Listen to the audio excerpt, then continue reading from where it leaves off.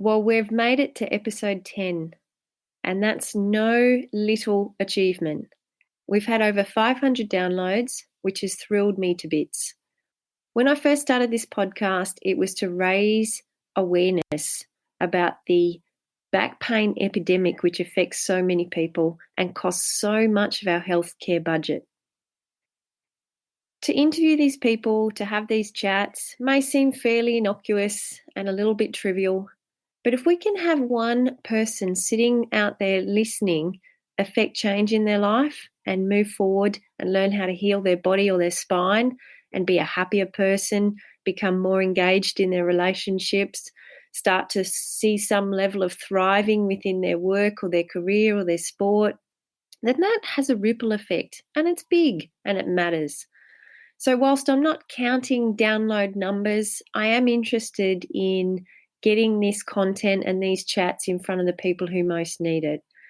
So at the start of this episode, I just make a bit of a plea: share, share, share. Share anything that you think may help someone, and together we can start to affect change in this arena.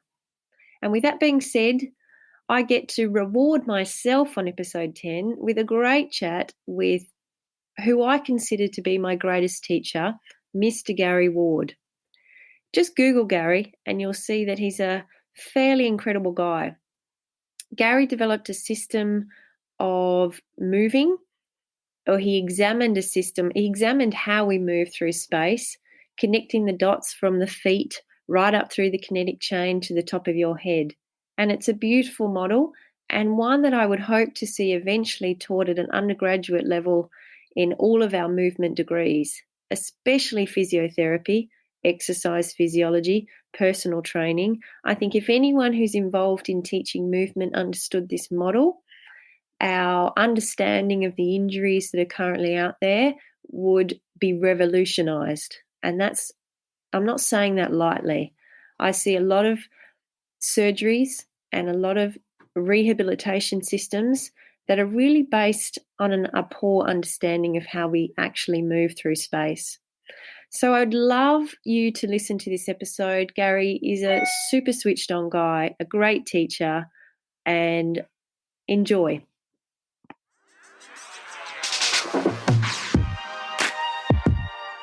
Welcome to the Building a Bulletproof Back podcast. As a physio, I'm on a mission to reduce the back pain epidemic. These conversations that you're about to listen to with leading edge teachers and back pain sufferers is my attempt to evolve the mainstream medical approach to treating stubborn back pain.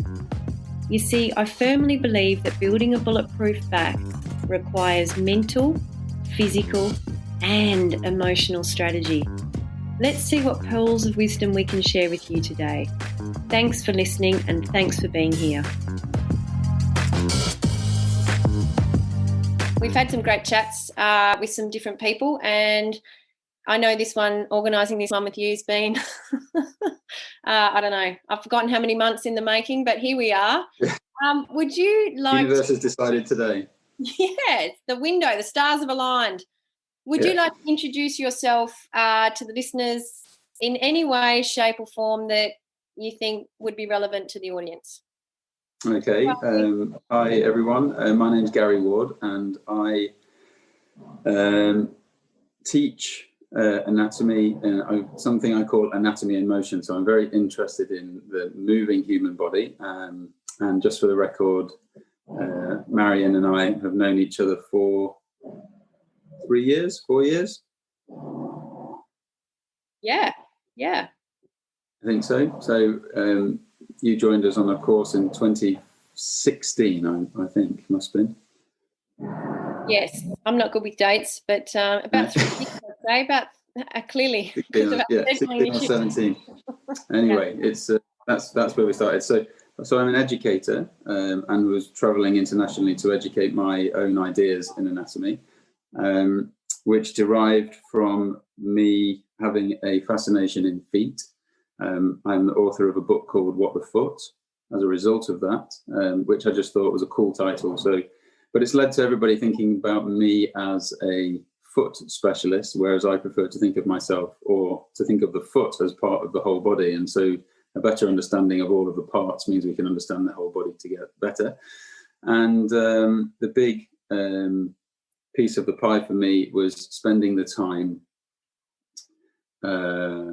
many moons ago, it now feels like, mapping the journey of every single bone and joint through the human gait cycle, which is us walking, taking a footstep. And so to be able to monitor, for easy listening, to be able to monitor the journey of a pelvis, and what direction it's going at what moment in time as the foot is entering into the ground. And to be able to break the body down into its 3 dimensions. So we have forwards and backwards movement, sideways movement, and rotational movement. And so every structure, every bone, and every joint can be described with its journey in these dimensions. And the beauty of all of the body movements, which can be organized well or disorganized. And it seems to be that the difference between organized well and disorganized points a finger at people's discomfort. And so quite by chance, really, I was able to observe someone's posture and say, do you know what? It looks like if you were walking, you would fall heavily on your left leg if you lived in that posture full time. Oh, well, that's actually what happens. I do. I live heavily in my left leg. And to be able to say, well, I wonder if we could create the opportunity for you to land with more weight on your right leg and take weight off your left leg, you would be able to adopt this other posture, which is not the one that you currently hold. So we'll try that. And we tried it. And suddenly there's alleviation in the person's symptoms because they've taken pressure off the problem. And human walking is really a behavior. It's a pattern, a repetitive pattern, a habitual state, and a behavior that we don't think about every day. We just get out of bed and we go to work, or we do whatever we do, and we do it in the way we know best. And it seems strange to think that the way we know best might be the way that's causing us trouble. But having adapted to injury, having adapted to pain, having adapted to even working habits or sporting habits, we have found a way to operate best and organize ourselves in a way to walk. And that is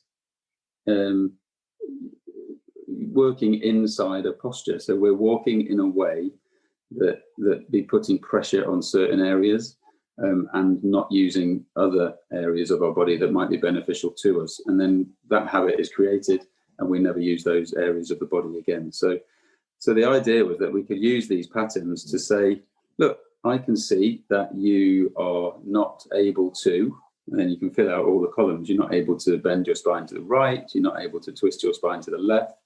You're not able to flex your hip and bring your right leg forward. Your right foot doesn't move how it's supposed to. Your left shoulder doesn't. And then little gentle exercises, we can call them exercises, more I have to think of them as movements, where we can be nice and specific about teaching the movement so that the person can begin to experience parts of their body that they're not used to experiencing. And then the brain, if it likes it and sees value and they feel confident, they feel safe, there's a benefit to these movements, will slowly move back towards it. And then moving away from where you were, which was discomfort, towards something you feel safe and confident now doing that you might not have before, is to begin to take pressure off the areas and the problems that you have in your body. Yeah, and I love, Gary, your body of work just, I found it, I discovered it online, and after, but trained as a physio, done multiple other courses, and I think I saw one of your videos talking about just that simple concept of, are you loading one leg more than the other? And I reflected instantly on all the patients I'd seen over all the years, that I could clearly see that they had a hip replacement on the right hip, the right knee, the right, everything on one side. And they would say, I have all these problems on one side, and yeah. It's just such a simple concept. I remember physically feeling, I felt ill, actually. I felt nauseated at the fact we had overcomplicated something so simple as a profession, and that in 4 years at uni, that whole concept had never been exposed to me. So there was a bit of anger, there was nausea, it was a visceral reaction. And but also, if what follows that is just thank God here's a body of work that is so logical, that makes so much sense, that combines all these other things that I've already done, but puts it into a mode of assessment, an assessment and a treatment all in one, that a patient can grasp. That's not about, single joint focus. It's the whole of who we are. And, I'm well and truly the biggest fan of your work. And if we think about it, like you said, in terms of pain, even that philosophy that when a movement hurts, it's our body trying to communicate, don't do it that way. Maybe there's a better way. But what I think is, I don't think people are aware that there's these other options. They've got so habitualized in certain 3D directions, so those planes of motion have been in their brain shrunk. And so that neuroplastic idea of, well, let's let them feel this or feel that. And, our system moves towards pleasure and away from pain. And I really just think people, they're trying to move away from pain, but they don't know what they're moving to. And that creating those new links for them is just that, it's a learning, isn't it? We're learning and re-educating and giving the brain new options. And it's beautiful. There's a flip side to that as well, Marion, which, our thing's all about finding center. There's like two sides to everything. The flip side to what you just said is that because if we're not aware of the things we can't do, we're only aware of the things we can do. And so when we look to do any exercise or any movement or any even healing of our problems, we're still only able to move in the realm that we know how to. And so without being pushed out of it, we just stay in it. So our rehab stays inside the frame of movement that we have. Our exercises is happening in the frame of movement. If I make this a little bit more real for people, one of the things that we do as a nice way in is to stand people up and ask them where they feel the pressures on their feet. And so, for instance, if somebody is to have the majority of their weight in their right heel, so they might feel like they're quite in their right leg and not much in their left leg, but actually the weight's more in the heel and less in the forefoot, and a bit more in the left heel, but not as much as the right, and therefore nothing in the left forefoot. That actually creates, if everybody who's listening to this was to stand up, they would find that the pelvis would slip off back towards the right, as if we were stood on a clock face with 12 in front of me, 6 behind me. I've just fallen backwards into my 4 to 5 space on the clock, and adapted my upper body. My spine leans a bit. It can't be straight anymore. My head angle has to change. Shoulder rotates a bit. It just has to organize itself in order to manage your mass. And now my point being is, you wake up one day and you're not very comfortable, and you're in this position, and you decide to go to the gym, and the person says, what we need to do is to strengthen your core, do some squats, stabilize everything. And you're going to stabilize everything. Sorry to remind you of days gone by. You're going to stabilize everything in those footprints. So I'm going to get stronger and more stable with all my weight in my right heel, still with no awareness of how to get into my left forefoot. Now I'm getting strong with my spine in a funny position, stable, and not for long, because something will break. There's always the straw that breaks the camel's back, as the phrase is. And so we're going to end up causing ourselves an injustice somewhere. Like the people say to me, having bad posture or not being aligned or balanced is not indicative of pain. Like, you don't have to be. If you are imbalanced, it doesn't mean that you will have pain. That we know that. Yeah. But if you up your ante, this thing called rate of change, if we increase our activity levels exponentially on such a posture from nothing to something, that's when stuff starts to show up. You're likely to then feel, this is about back pain. So all of a sudden, the bend in the spine, the pelvis being more over to the right, creates an area, one side of the spine, that's under more pressure than the other.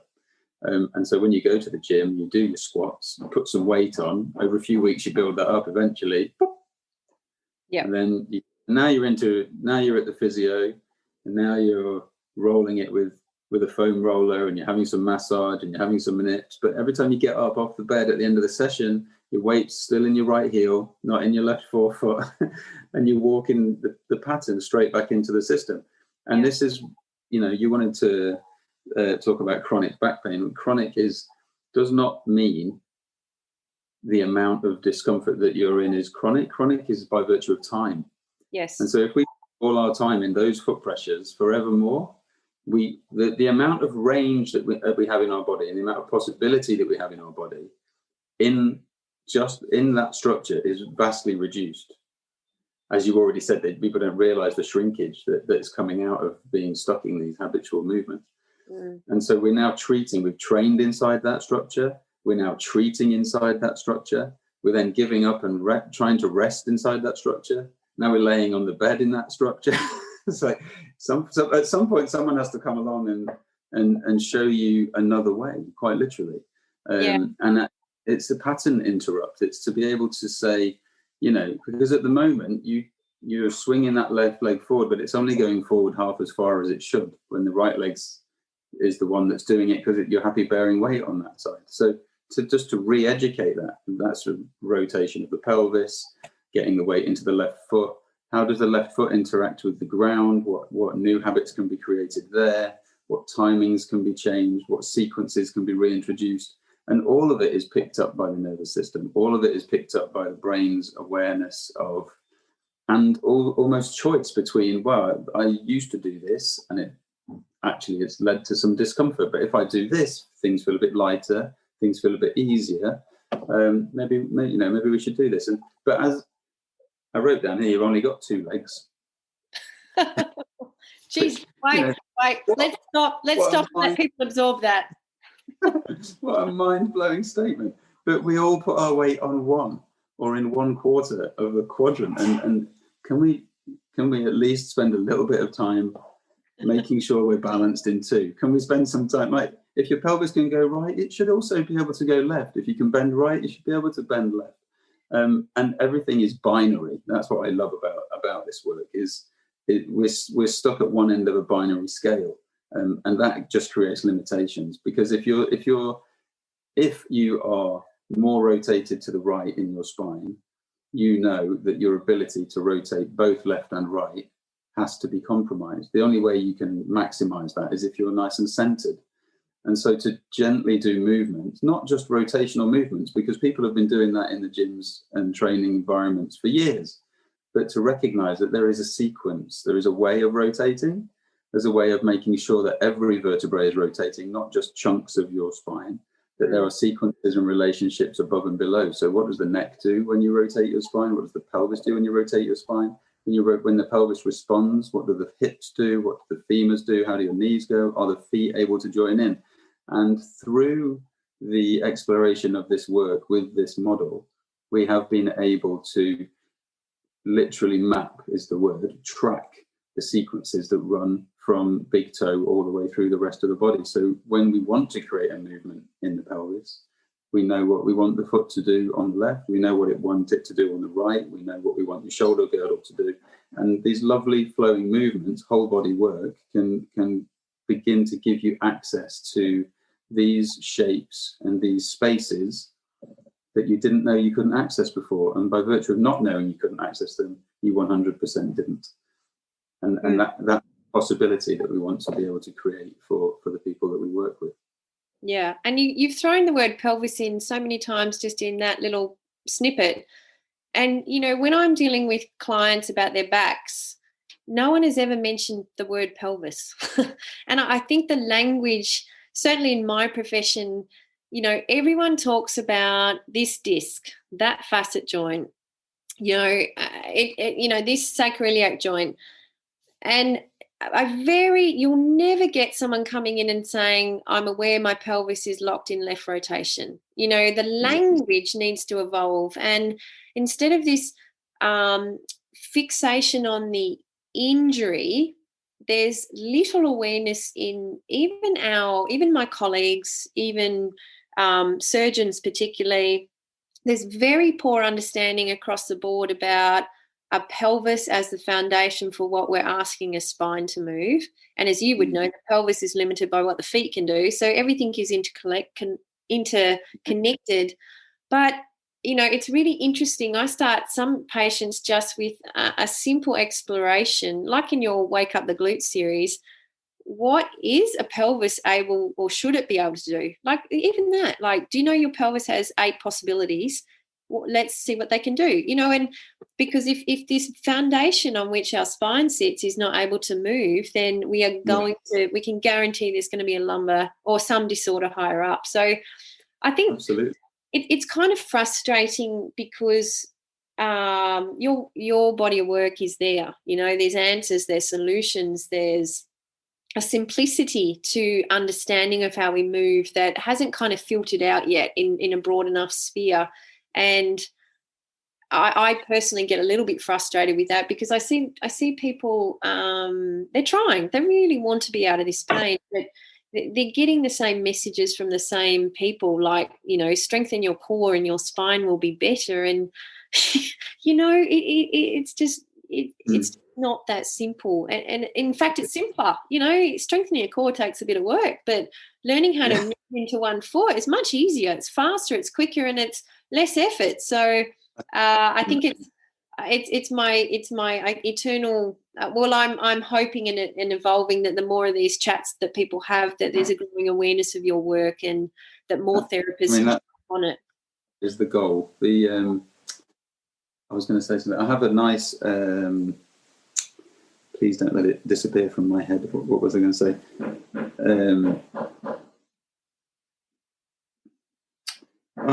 It has gone. Something to do with what you were just saying. Slightly post pelvis. The pelvis is like you were saying, we need to get that pelvis to create a nice level playing field, and that's what I wanted to say. So, but in order to be able to explore what that means to have a level pelvis, you mentioned that the feet have a relationship, the spine has a relationship, etc. The body's kind of as well, exactly the same as the last discussion. So we talked foot pressures. If the foot pressures don't change, the structure doesn't. So then you've got a pelvis. As a result of now being in that right heel, the pelvis is over to the right, possibly rotated to the left, possibly a little bit higher on the right-hand side than the left-hand side. Maybe it's got a tilt in it. You can see that, wow, there's quite a lot of stuff going on in the pelvis just because I've got my weight in the left heel. So I can't get my weight in my left forefoot, which means I can't get the pelvis over to the left. I can't let it rotate to the right, struggle to tilt it on that side. I'm still locked in that position as well. And if we talked about squatting or exercising in that position, if I now go out to stabilize my core, but we're doing it with a pelvis that is over to the right and tilted, that's now the baseline. So here's a little wooden thing. That's the pelvis. The spine is, it doesn't matter who you are, the amount of range in the lower part of the spine compared to the upper part of the spine is significantly reduced. So you always have what I call an inverted T at the bottom of the spine where it meets the pelvis. So if your pelvis is resting like this, the spine's heading off over there. Because most people don't walk around like this, brought themselves back over here.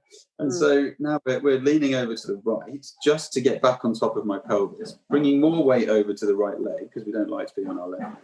And now we're going to try and stabilize in that space. But if we talk on like an engineering level, that spine with all of its segments, 5 vertebrae in the lumbar, 12 vertebrae in the thoracic. If my spine is like this and bending over to the right, I have all of those joints in between the 5 lumbar and the majority of the lower ones in the thoracic on the left-hand side are going to be blown wide open. And if they stay there full time, we should finish that. On the right-hand side, they're all going to be nice and compressed because they're basically like this. So the right-hand side is all compressed, the left-hand side is wide open. They describe the disc as the jam in the donut. So the jam gets squeezed out of the donut out to the side, or worse, pinched on this side. And you have what's called a compression problem on the right and a tension problem on the left. That's how I frame it in my mind. And so did we have a disc problem? Do we have a back problem? Do we have a pelvic positional problem? Do we have a foot pressure problem? It's a whole body problem. I'd love to see more diagnosis come in about, a foot pressure problem or a pelvic problem, then but I don't mind that. That's my job to, okay, yeah, this is the. I call that the therapist's use. Sorry, you go. I call it the therapist's utopia, which is where we've educated the client to such a level where they walk in one day and you go, I've got discomfort in my body. Something somewhere is obviously not working right. Would you help me find out what it is? That's the therapist's utopia. And not my back hurts, fix me. Yeah. Surprisingly, I actually think the patients start using that language really much more rapidly than their so-called educated colleagues. Like I had a girl today, had a lateral ligament issue on one side of her ankle, was clearly shifted heavily onto that side. We spent a lot of time reconnecting her back with her opposite foot. And she came in today and said, it's really great. My right ankle hasn't rolled, but I can feel now issues in the left side of or the opposite side of her spine. And she goes, but I can understand that if I haven't put any weight through that part of my spine for so long, that there's going to be an adaptation process. And I was just like, great, you nailed it. So what do you think we should do? And she goes, well, I think I'll try and move left. I'll move into that foot when it feels okay. But if I get pain, I think I'm just going to go back sometimes and spend a little bit more time. So great, you're in it's not rocket science, and patients pick it up much quicker than people with preconceived ideas of how we should work or shouldn't work. And there's an unlearning. Yeah. Many people who do the Wake Your Body Up program, you were able to converse on a level of understanding about the body in a way I can't converse to a new student who's come into the course to learn. He's interested, but has spent years in other areas. So the unlearned patient, if you like, or client is actually they're an open book, and it is quite easy to educate. And I think people are actually interested in what their body could do, especially if they know that it can help them. So that's certainly a space I enjoy. And the Wake Your Body Up program has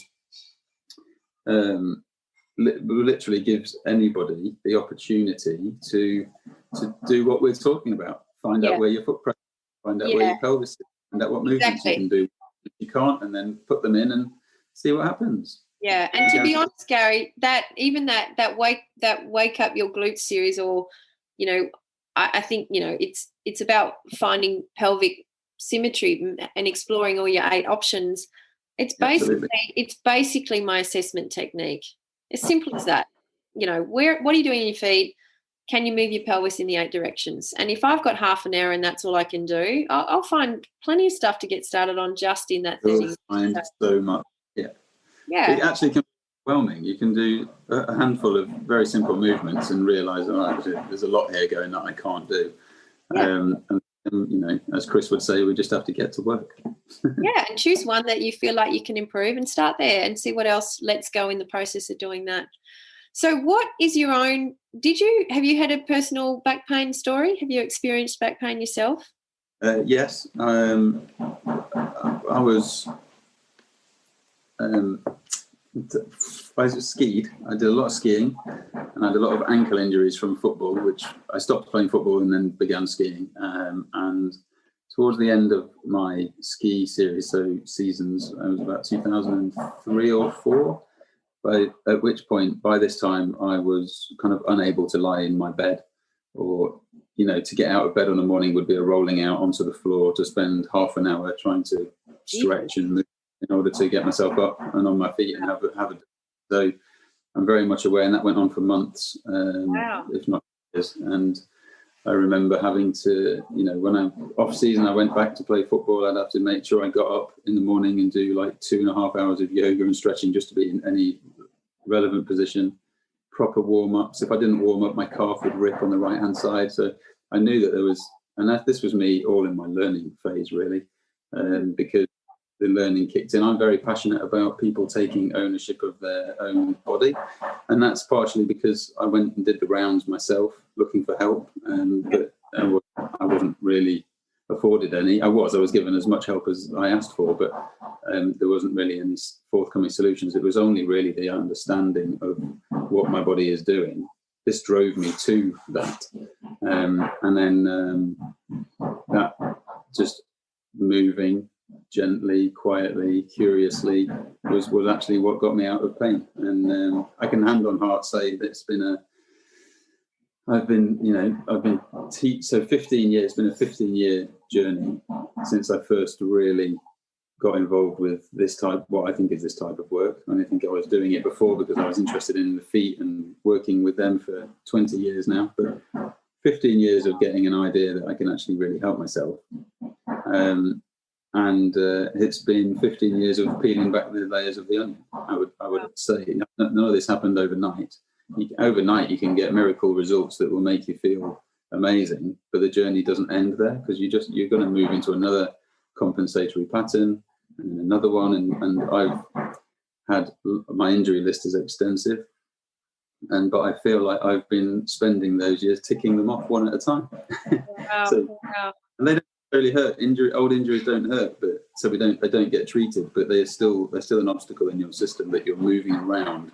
And we really would like to help people heal properly those old injuries to be able to give us that sense of.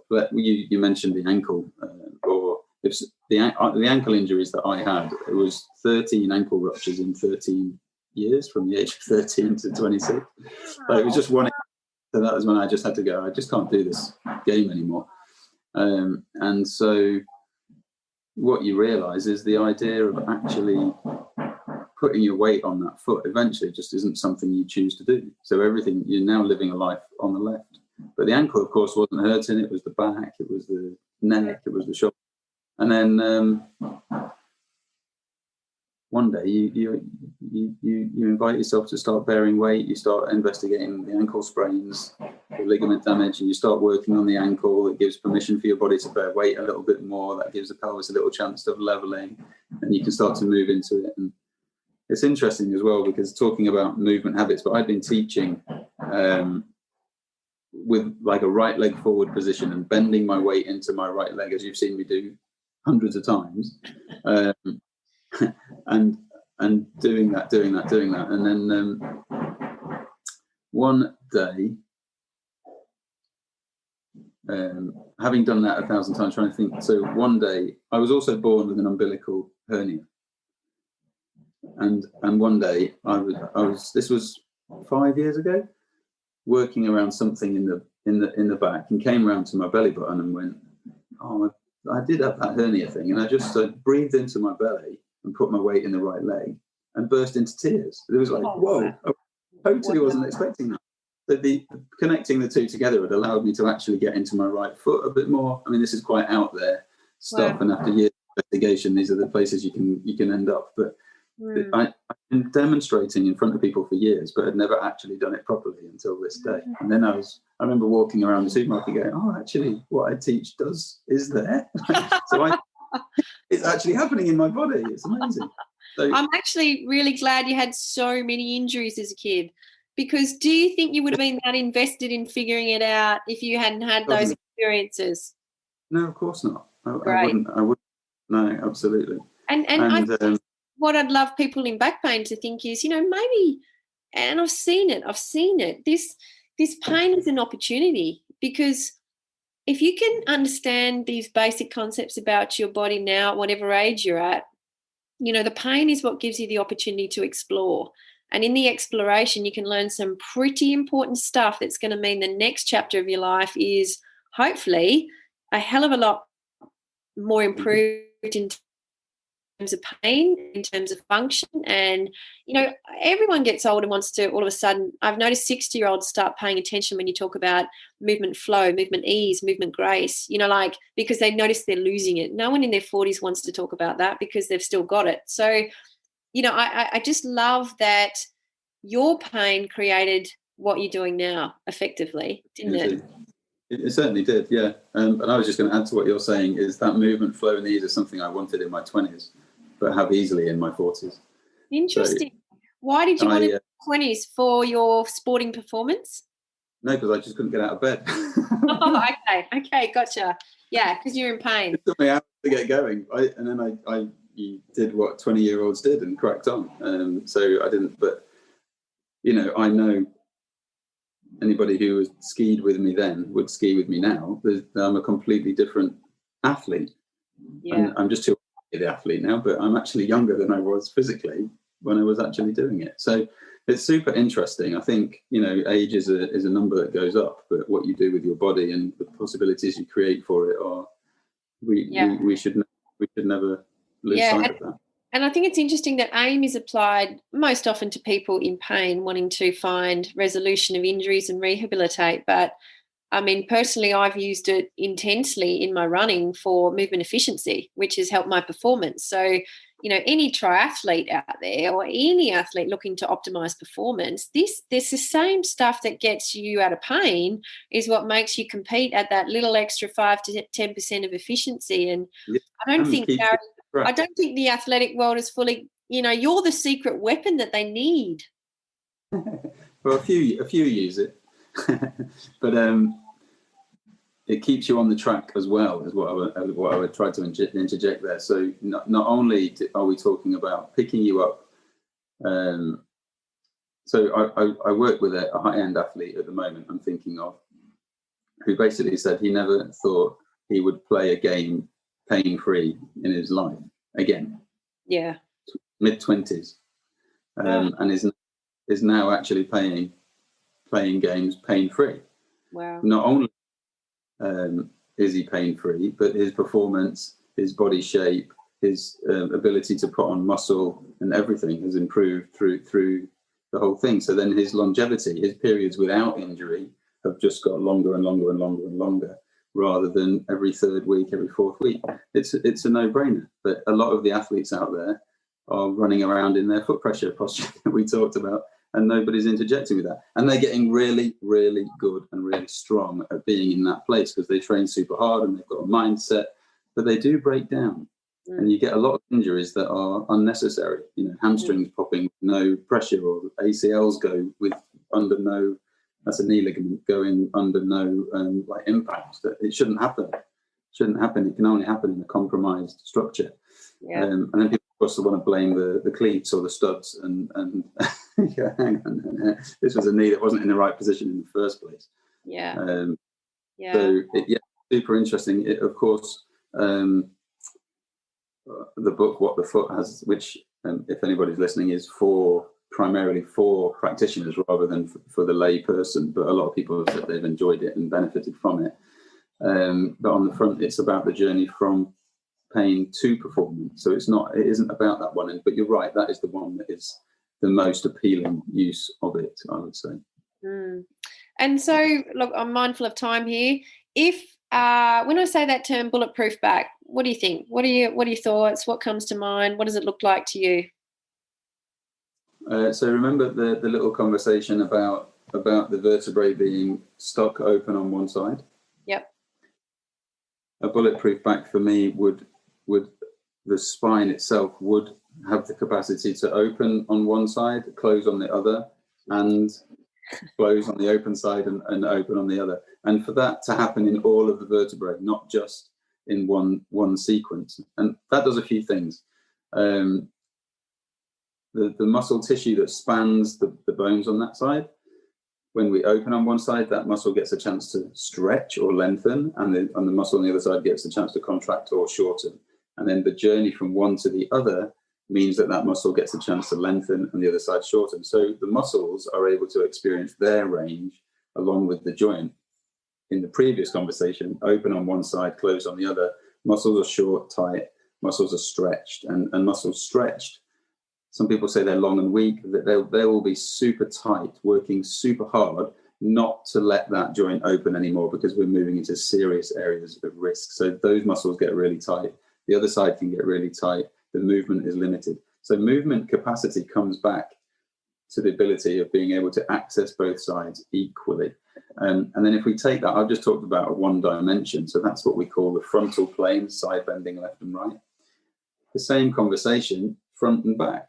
So if I extend my spine and stretch my abdominals, the joints open on the front, close on the back. If I flex my spine into a slumpy slouch, they open on the back and close on the front. So if I'm stuck in either one of those spheres, we have the same long, short conversation. And so freedom comes from the ability to be able to move both ways, close both sides, and then also evenly rotate in both ways. And in order to do that, you have to have your pelvis level. So that's the pelvis being able to do all of its things. And so a bulletproof back is part of the bulletproof body. And it's the ability for all of the joints to be able to do all of the things that they, I'm going to say, designed to do, because the bones have a shape that has determined all of this work. So the shape of the bones both limit the movement allowed and allow the movement to a limit. So we can determine what is too much range, what is too little range. And if everything's moving to its optimum range, you have these very specific organized shapes that we can move our body into. And so the less tension you have in areas of the back due to the ability to evenly open and close joints on all sides, the more bulletproof it's going to be. I love it. The thing that I couldn't remember what I was going to say that I want to say now is we do this whole stable thing, being stable. And the little story that I have is, I remember she was a yoga teacher, bless her, and she stood on a force plate at the front of the class.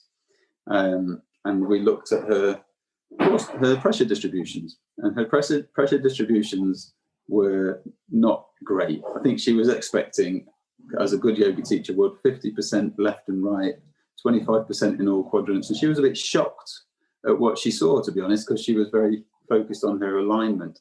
So she said, I can do that. And I thought, okay, have a go. So she jumps back onto the plate, and she put herself into a perfect, beautiful Tadasana, like shoulder blades, everything perfectly aligned and upright. And the force plate went chaos. She was all over the place.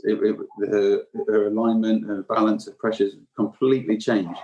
And she was shocked because it should have got better in her mind. But the idea of putting effort into her body to make it more stable made her readings just even worse. They went haywire. Yeah. And what I realized over time is that by having more access to mobility, more access to movement in the way I've just described, the way we've described the pelvis, the way we've described the feet, what you find is that when you stand them on the force plate, the amount of movement occurring in the body is vastly reduced, which means they have got more stable. So stability, stabilizing shouldn't be an effortful journey. We want to explore it where we naturally find ourselves more stable, because there's less chaos happening in the system. Yeah, and it's an irony, isn't it, that to create more stability you need more mobility, and that's quite cool. It's quite funny that. Well, I just can't. Every time, as you're speaking, I'm just thinking of your rule: joints act, muscles react. And we kind of, I think, have been trained. Lots of us trainers and therapists have been trained in the opposite idea, that muscles contract, joints react. And it's certainly flipping my brain 180 on that was hugely useful. And I love the idea that I can, by focusing on the movement, I'm re-educating and retraining all the muscles anyway. I don't need to provide one stretch for one muscle and one activation for another muscle. I can, by putting someone in the right position, customized for them and what their body's doing, I don't need a list of exercises, stretch this way and hold it for 1 minute. And it's all there. They get everything they need in one or two movements that wakes up the right thing, lengthens the right thing, retrains the pressure into the foot in the right direction. And, that's time efficient movement for most people who, let's face it, they're time poor with their movement principles. They want quick results and they want it now. And I love that your method allows me to give that to people more efficiently than having them do a core retraining program, which is just long-term not going to really do much. But I absolutely love that you've said that. I couldn't have put it better myself, the time efficient movement thing. And I think people are more likely to do something that is effectively less that gives them more than having a list of more that will give them ultimately less. And that's why people give up on their programs so easily. Yeah. So I think you've said that perfectly. Well, that's actually your mate Rangan's concept. I heard him in a podcast talk about the power of 5 minutes, and his new book, his second book. You what? Sorry. I said that's his new book, and then I realised no, that was his book last Christmas. There's another new book coming now. There's another one, yeah. But I just love it. It gives people a 5-minute challenge. Like just You can do 5 minutes is huge for your nervous system to relearn something that affects how you move. So the thing I think people in back pain, they never start something because there's a perception it's going to be hard, it's going to take a lot of time, it's going to take a lot of energy. And, if you've been in pain, you're already very energy depleted, very demotivated. There's not much energy left in the tank for taking on a core retraining program. But what I want people to understand is with this approach, it could be as easy as 5 minutes learning something new and then just going for a walk. It could be that simple. Yeah. And I think it's really it's important for people in these pathways to be hopeful that perhaps they just haven't found the right nugget of learning yet, and that might just be just around the corner. And sounds like you had pain, you had a learning, you took control of your own, it directed you in a whole new path that created a whole career for you. And that's just superb. I love that because I'd like to think that this pain is serving us and it's for our own benefit ultimately, but no one in pain really wants to hear that. I don't want to hear that. No, no I don't say that too often. This work, just to underline something you were saying, is actually very slow, very gentle, very specific, and if everybody went into it with that mindset, they would probably get more results. But there's still a level of even coming to this work, they'll listen to this program, buy that program, which is really cheap, by the way. Gary, I'll put it in the links. Don't you worry. I'm a big fan. I'm joking. We'll put it all out there. We want to help us, educate as many people as we can. Hence the price. But jumping in. It sounds amazing. I'm so desperate to cure my back pain. I've tried everything. Let's give this a go, and then go at it 90 miles an hour, and that, it kind of still doesn't serve it. So the work itself is gentle, slow, specific. It's exploratory. But you have to go inside. Some people struggle to go inside and be a bit introspective, and so it's engaging them all in that space where they can do it. But on the back of it is a true learning about how your body should move. And we can pretty much guarantee that doing it, if you've got a level of clarity, you will bump into the things of those things you should be able to do, the ones you can't do, and then simply enjoy those movements for a while to rewire your own brain. And there's a part at the end where the bigger body movements, where these movements all come together, can be enjoyed as well. But it's not to rush through, and as I've said myself, even with all of my knowledge and learning from it now, I'm still looking after my own body after 15 years. I'm able to do so much more with it now than I was back then, but it doesn't mean that I'm completely out of the woods. I don't have pain and discomfort on a daily basis, but I still have limitations in my structure. I've had some breaks, I've had some fractures, so they all play out. So I just have to now look after them, and it's the understanding that enables me to do that. So the journey out tough, and the road might be long, but it's certainly more enjoyable than where you're currently stuck. Yeah. So on that, what are your top 3 tips for someone listening now who's sort of stuck in that pain cycle and wishing to explore some options? I think I kind of just said it actually. Just say it again. Number 1 is you probably feel like you've tried everything and no one's been able to help. And that's because the only person who's truly able to help is you. And so number 1 is to take ownership of your own body. I wrote a free ebook where people can read about my ideas around that. I didn't know that. Where can they find that? Can we put that in the links as well? I'll send you a link to it. It's also on my Instagram highlights, and it will soon be on the website. Okay. My Instagram @GaryWard_AIM, you know that, don't you? On the highlights, you can find that. Anyway, it's a little ebook about introducing the idea of taking ownership of your body. And that's not to say that we have to abandon all therapists and therapists can't help, but you hold hands and work together rather than rely on them to work on you. Number 2, in that taking ownership of your body, you have the opportunity to educate yourself around your body. understand what it should be doing. Hopefully this has been educational in a sense of talking about the movement possibilities in the spine and where your foot pressures are, and just learning what that is for you and what then you are able to do with that. And 3 is to gently start putting back what we call what's missing. So as you understand that these movements are not part of your easy access, you engage in them every single day on a gentle movement level. And the hope is that there are areas of your body that you can't access that you will be able to access easily, and those movements will come back, and slowly your body changes its shape and morphs into a new shape different to the old one. The foot pressures change. They don't necessarily go back to perfect. They change, and then everything changes. And so you the more you know and the more you inform yourself, the more you're able to go down this process. And what happens towards the end of the process is you end up bumping into the joints that are the really what's the word? I want to say gnarly. Yeah, stuck. They're being a bit of a swine, and they won't let go. And then you can be like, oh, you know what, I did do this to that joint at that point, at some point in time, and maybe that's where I want the therapist to hold my hand and work with me on with getting that to happen. And then I'll go home and I can do my work again.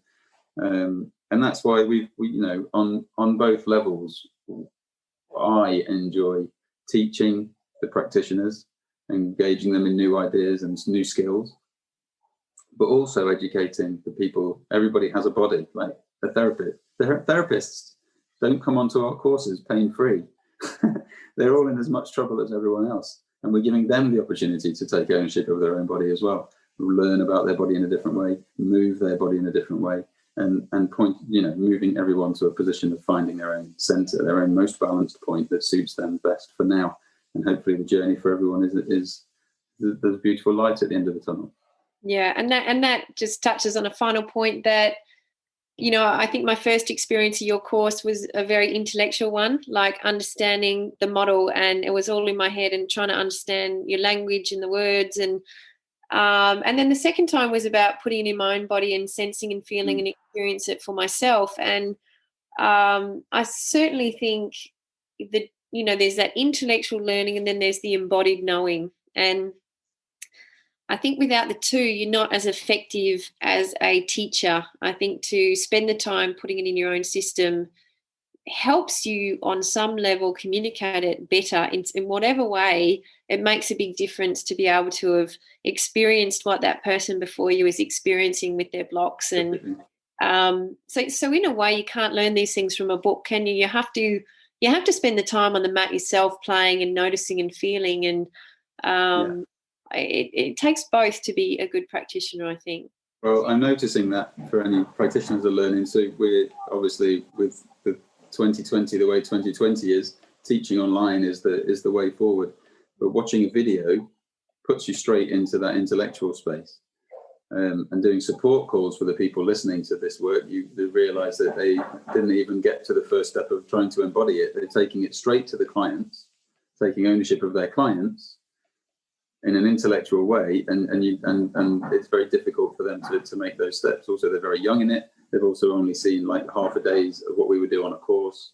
Right. And so to any therapists out there who want to engage in the online material, we have a long process of education that we have to build to put out there online. But what you just said, the key to this is to take what you have learned in an online place and really embody it in your body. And if you can't feel the muscles that we talk about loading when you put yourself into a position, you need to let yourself know that you are not in that position and that there are obstacles holding you back, and you've actually got some work to do.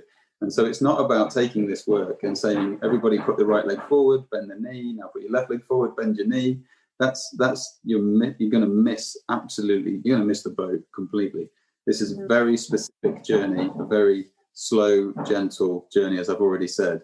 And the more time you spend trying to, in inverted commas, perfect these movements for yourself, just explore them more and more fully each time, the more joy everyone will have. So the famous phrase for our work is, it's really, really simple, but not necessarily easy. You're right. It is incredibly simple, but incredibly complex sometimes. And anyway, that's the joy of it, hey? And nothing nothing worth knowing is easily learnt. I think committing time to a practice means you eventually see layers and depths to it that you wouldn't see if you took a fleeting glance at it. But it's an amazing body of work, Gary. And I didn't know your personal injury pain story, but I'm really grateful that was your early childhood experience. Yes. Because so many people have benefited from it. So to that young boy having all those ankle sprains, well done. It was great. Jumping into a peat bog in the Peak District. That set it all off. That's right. Off. Yeah. All right. Well, thank you for your time, and I'm so glad we finally got this done. And thank you so much, man. Brilliant.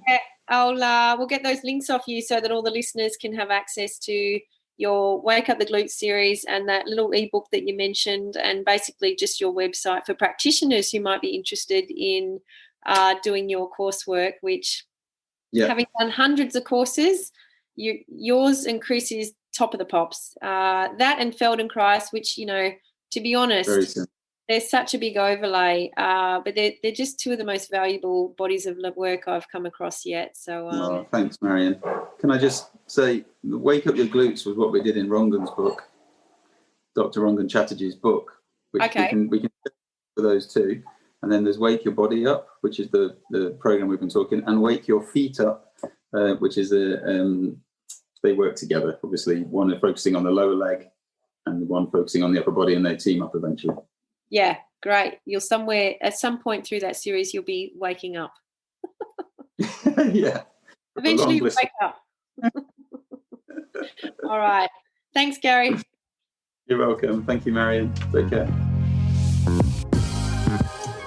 Thanks for listening to today's episode. I sincerely hope my guest and I were able to share some valuable insights. If you know anyone struggling with stubborn back pain, please share the podcast with them. And for more information on my 8-week online Building a Bulletproof Back program, or for consulting with me privately via Zoom, check out the links in the show notes. Spread the message. There is hope for back pain sufferers when they find the right tools and the right people. Thanks for listening. We'll see you next time.